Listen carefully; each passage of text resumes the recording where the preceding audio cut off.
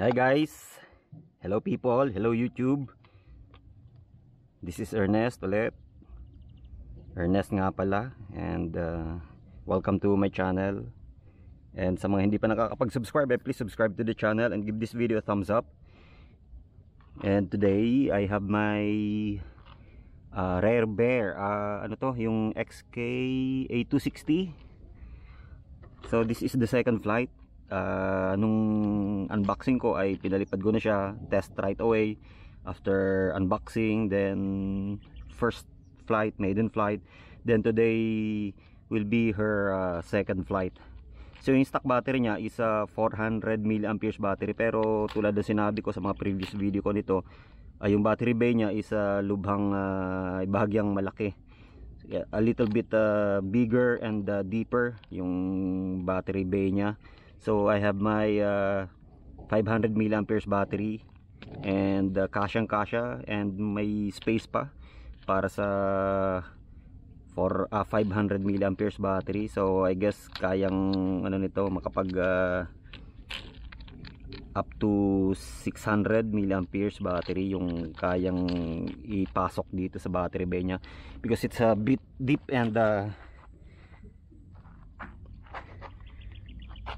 and medyo bigger yung battery bay niya.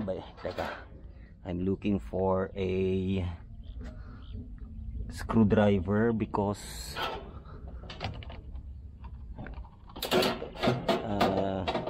yun, kasi yung wire niya is nakabaon, I mean malalim yung wire niya, yung connecting wire. Yan, right. So I will be using 500 mAh battery guys from my Kutai J3A505. So 500 mAh battery.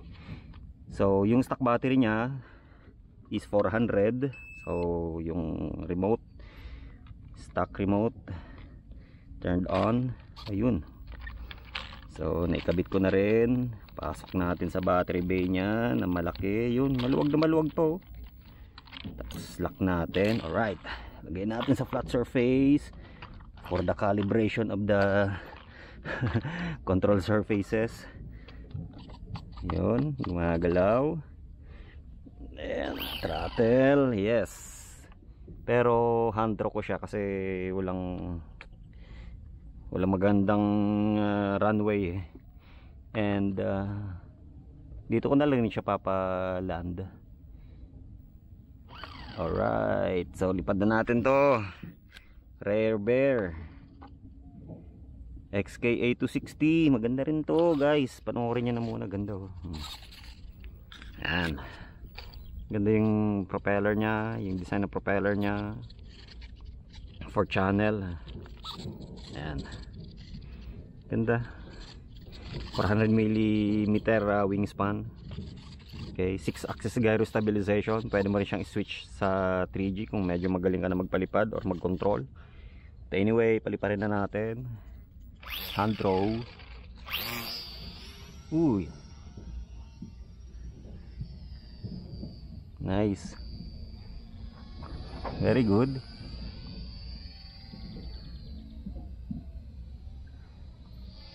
Stable din siya. Nice flyer. Good.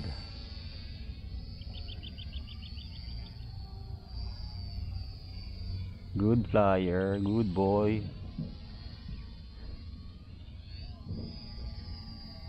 Huwag ka lang babagsak riyan. Palayan, tubigan yan eh.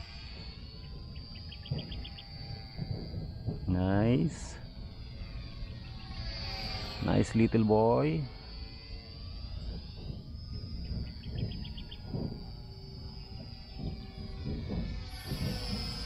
Nice flyer. Stable.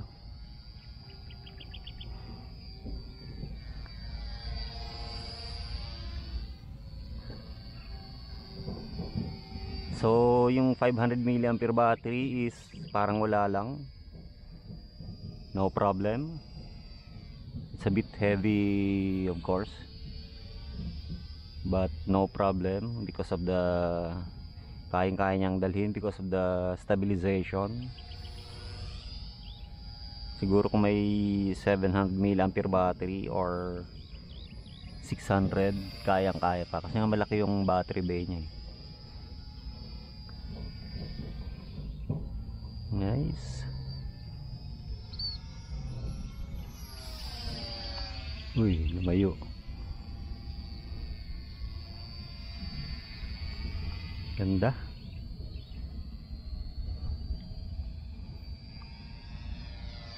Very nice. You can fly it slow, just like this. Kaso mo ka mag-i-stall sa sobrang slow.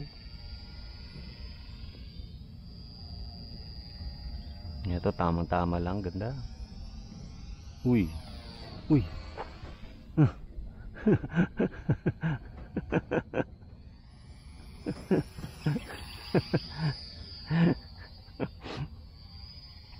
Kalo ka out of control eh.